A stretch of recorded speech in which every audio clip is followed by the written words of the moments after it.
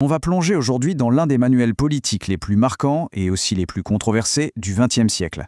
Un livre qui n'est pas fait pour débattre, non, il est conçu pour l'action. Et dès le départ, le ton est donné. Alinsky ne mâche pas ses mots, il présente son livre comme un véritable mode d'emploi pour celles et ceux qui n'ont pas le pouvoir, pour leur expliquer comment aller le chercher là où il se trouve. Le principe fondamental de la philosophie d'Alinsky, c'est le réalisme.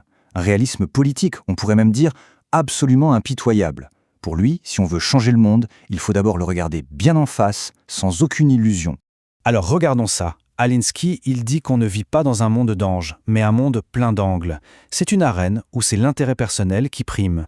Et la morale dans tout ça? Eh bien souvent, c'est juste un joli habillage pour des actions qui, au fond, nous arrangent bien. Et il insiste là-dessus. Toute action, pour être efficace, doit absolument partir de cette acceptation de la réalité, qu'elle nous plaise ou non. C'est la seule fondation solide, selon lui, pour un véritable changement.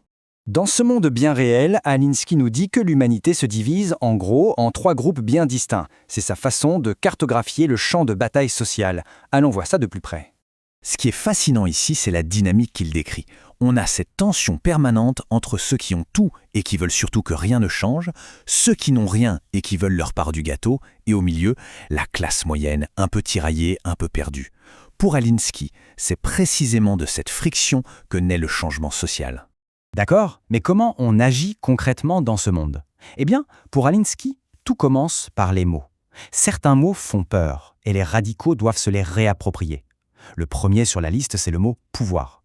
On le sait bien, le mot « pouvoir » a souvent mauvaise presse. On pense tout de suite manipulation, corruption, bref, à des choses assez sombres. Mais Alinsky nous met en garde. Il est crucial de dépasser cette perception. Et pour le prouver, il va même chercher des penseurs comme Pascal. L'idée, c'est que le pouvoir n'est pas juste un mal nécessaire. Non, c'est un outil absolument indispensable si on veut un jour atteindre la justice. Sa vision à lui est beaucoup plus directe. Le pouvoir, c'est la capacité d'agir. Point. Il va même jusqu'à écrire qu'un monde sans pouvoir serait une planète morte.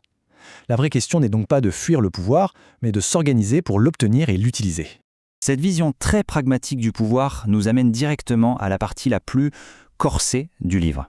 C'est là que ça devient vraiment dérangeant pour beaucoup, sa fameuse discussion sur les moyens et les fins. En fait, il change complètement la perspective. On sort de la grande question philosophique pour entrer dans le concret. Pour lui, la moralité d'une action ne peut se juger que sur le terrain, dans le feu de l'action. Et là, il déroule une série de règles qui peuvent vraiment secouer. L'idée générale, c'est que l'éthique n'est pas un bloc de marbre. Elle est fluide. Elle dépend de la place qu'on occupe, des enjeux et des cartes qu'on a en main. Bref, c'est une morale de circonstance. Pas de grands principes immuables. Ça nous amène à cette citation assez forte. En clair, si on veut vraiment entrer dans l'arène de la vie, qu'il décrit comme corrompue et sanglante, et si on veut vraiment changer les choses, eh bien on ne peut pas espérer garder les mains propres. L'action exige des compromis. Alors après tout ça, on peut se demander quel genre de personne une telle philosophie produit.